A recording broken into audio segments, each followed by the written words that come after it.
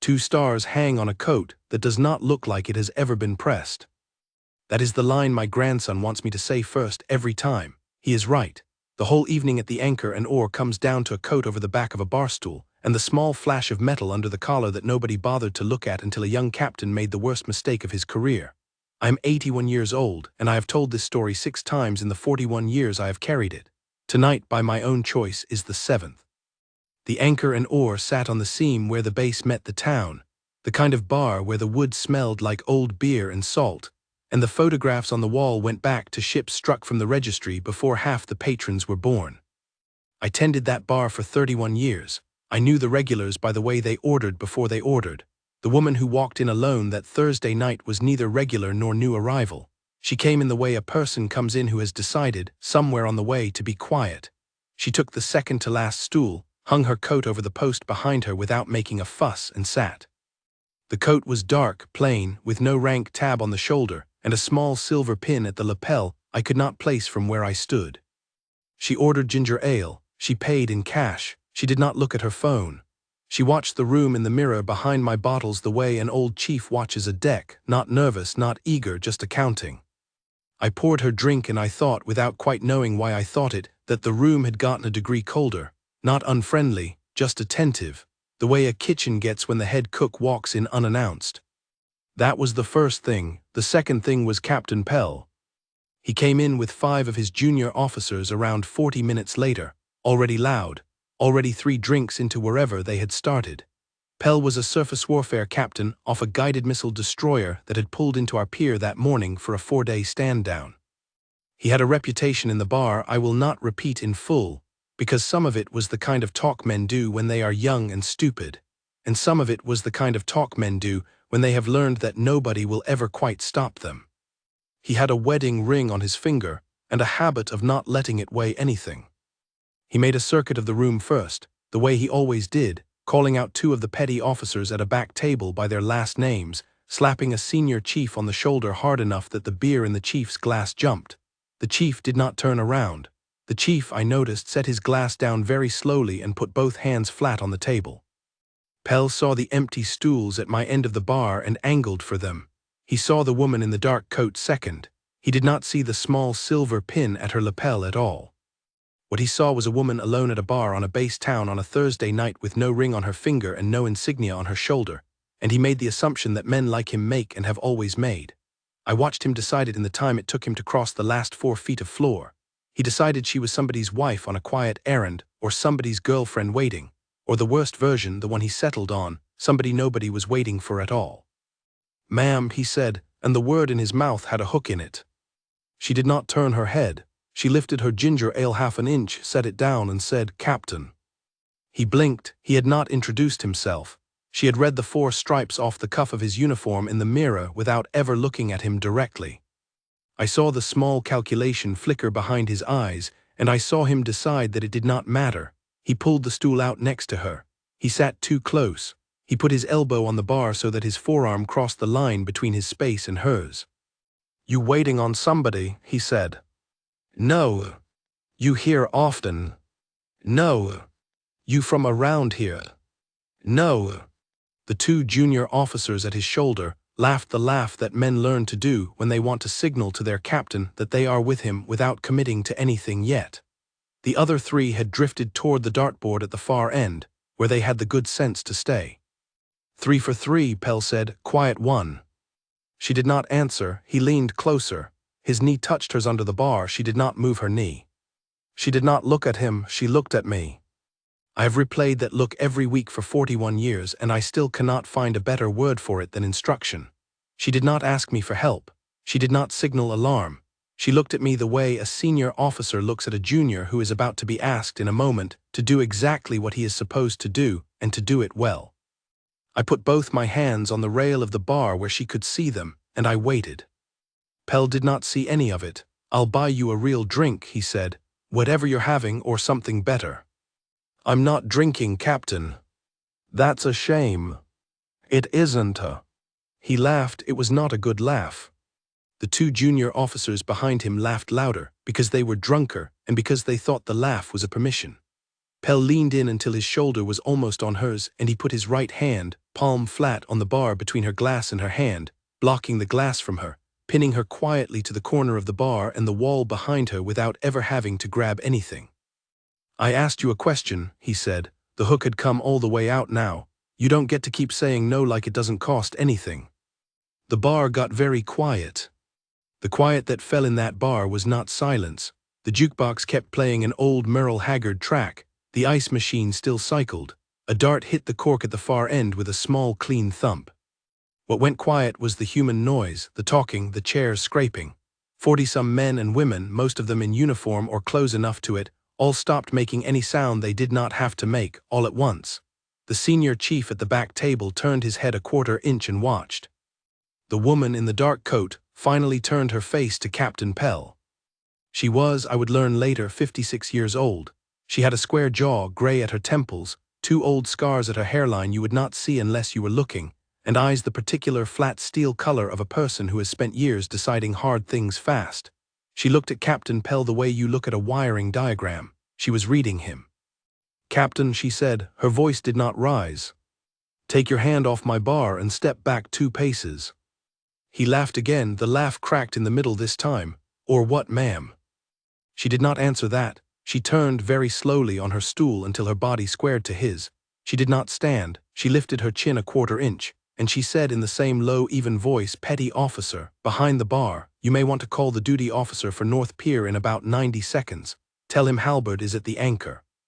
I am the petty officer. I had been out of the Navy 19 years by then, and I still went stiff in the spine like she had ordered the deck cleared. The call sign hit the room before the rank did. There were perhaps 15 people in that bar who had ever served on a ship that had crossed paths with a vessel commanded by an officer call-signed Halberd.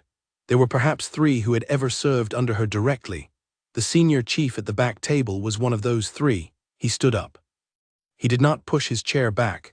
He stood and let the chair fall behind him, and he came to attention in the middle of the floor of a civilian bar in his civilian flannel with a half-finished beer on the table behind him, and he held it. The 2 junior officers at Pell's shoulder went the color of cheap paper. Pell did not yet understand. He looked at the chief, he looked at the woman, he looked back at the chief. His mouth made the shape of a question he did not quite let out. She reached up very calmly with her left hand, and she took her coat off the post behind her, and she laid it across her lap so that the inside of the lapel turned out under the bar light. 2 stars, small silver set on a navy blue tab, rear admiral, upper half. 2 stars on the collar of an officer who had that morning, by an order signed at the Pentagon 9 days earlier, taken command of every surface combatant on the Western Pacific Watch, including the destroyer Captain Pell had walked off of at noon. She did not raise the coat, she did not point at the stars, she simply let the light find them. Pell saw them. I have, in 41 years behind that bar, watched men understand many bad things about themselves in the space of half a second. I have never watched a man understand a worse thing faster. The blood went out of his face in one clean wave from the hairline down. His hand was still on the bar. He pulled it back as if the bar had gone hot. He stood up. He did not know what to do with his hands. He put them at his sides. He could not get his eyes off the 2 stars. "Captain," she said. "Admiral," his voice was not his voice. "Step back 2 paces. He stepped back 2 paces. "Stand at attention." He stood at attention. "Petty officer," she said without taking her eyes off Captain Pell, "cancel the call to North Pier. We will handle this in the morning through channels with witnesses and at the speed the regulations require. We will not handle it here, in front of these men and these women, because they did not come here to watch a captain be undone in a bar. They came here to be off duty." "Yes, ma'am," I said. She turned her head then, and she looked out across the room. She did not raise her voice. She did not have to. The senior chief was still at attention. The 2 junior officers who had laughed at Pell's first joke had taken 3 steps back and stood at attention without being told. The men and women at the back tables were on their feet. The room had stood, every one of them, without a single order. They had stood because of the stars and the call sign and what they had each understood about the man at the bar and the woman he had cornered. They had stood, most of all, because she had given the captain a doorway to walk out of instead of a noose, and they had recognized it. She let them stand for the length of a long breath. Then she said, "At ease, sit down, drink your drinks, that is an order." They sat slowly, carefully, without taking their eyes off her. She turned back to Captain Pell. He had not moved. "You and I will speak at 0700 at the Pier 6 conference room," she said. "You will bring your XO, you will bring your Command Master Chief, you will not bring an excuse. Are we clear, Captain?" "Yes, ma'am." "Dismissed." He left the bar without looking at anyone, and the two junior officers followed him with the particular gait of men who have just realized that they are now part of a record they cannot erase. The door swung shut behind them. The Merle Haggard track ended. A new one started. The Admiral sat for another full minute on her stool, very still, and then she finished her ginger ale, and she set the empty glass down on the bar with the care of a person who has decided not to break anything else tonight. She put a folded bill under the glass. She stood. She put her coat on, and the two stars at the lapel disappeared back inside the dark fabric like they had never been there. She looked at me. "Petty officer," she said. "Thank you." I could not say anything. I think I nodded. She said, "What is your name, son?" "Halloran, ma'am, Tom Halloran. I was on the Forrest Sherman 64 to 68. Tinian deployment." "Yes, ma'am." She thought for a moment. Then she said very quietly, "Your gunnery officer was a man named Beaufort." "Yes, ma'am. He was my first watch officer when I had my first ship. He spoke of his sailors by name for the rest of his life. He spoke of you. He said you stood a clean watch." I had not heard the name Beaufort spoken aloud by anyone but me in 26 years. He had been the first officer who ever called me by my given name on a working deck. He had been dead since '79. I felt something in the back of my throat that I have not felt many times in my life, and I held it there until she was gone. "Thank you, ma'am," I said. She nodded once. She looked at the photograph above my register, a black and white frame of a destroyer at flank speed under a high sun, and she did not speak about it, but I saw her read the ship's hull number and place it. Then she walked out into the parking lot and into a plain sedan and into the rest of her career. In the morning, Captain Pell was relieved of command in a closed-door proceeding at Pier 6. The Admiral conducted it without raising her voice. She brought no notes. She asked 4 questions, and Pell answered each of them with the truth, because she had built the room in a way that no other answer was possible. He kept his pension. He did not keep his ship. He was transferred to a shore billet at a training command 3 time zones away, and he left the Navy 11 months later, and as far as I know never wore the uniform again. The 2 junior officers were given written reprimands, and were by all accounts the better for it.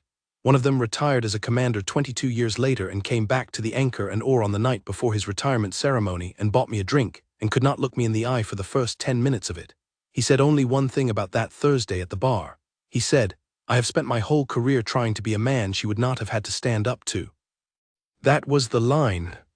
The Admiral, call sign Halberd, 2 stars at the collar of a coat I had refilled the ginger ale glass under without ever knowing what I was looking at, went on to a 3rd star and then to a 4th, and to a command in the Pacific that I will not name here because she would not have wanted it named.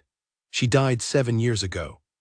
She was buried at Arlington with the honors of her rank and with a small private graveside the morning before the formal service, at which the senior chief from the back table that night, by then a master chief, retired in a borrowed gray suit, stood beside the casket and held a salute for the length of a long breath, and then placed his hand flat on the wood the way she had once told a captain to take his hand off her bar.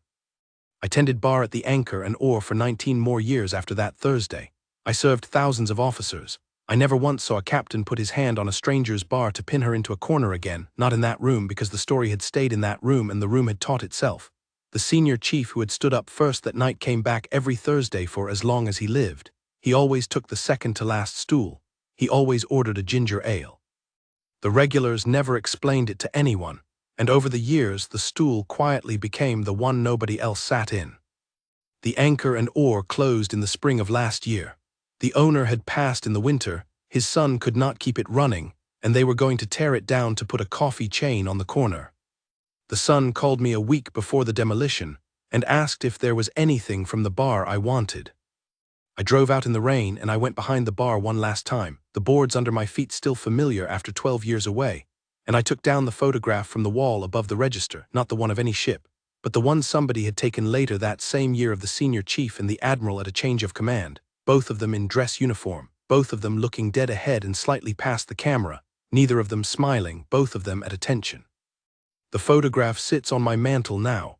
My grandson asked me last month what the woman in it did to deserve a chief standing like that. I told him what I have told you tonight.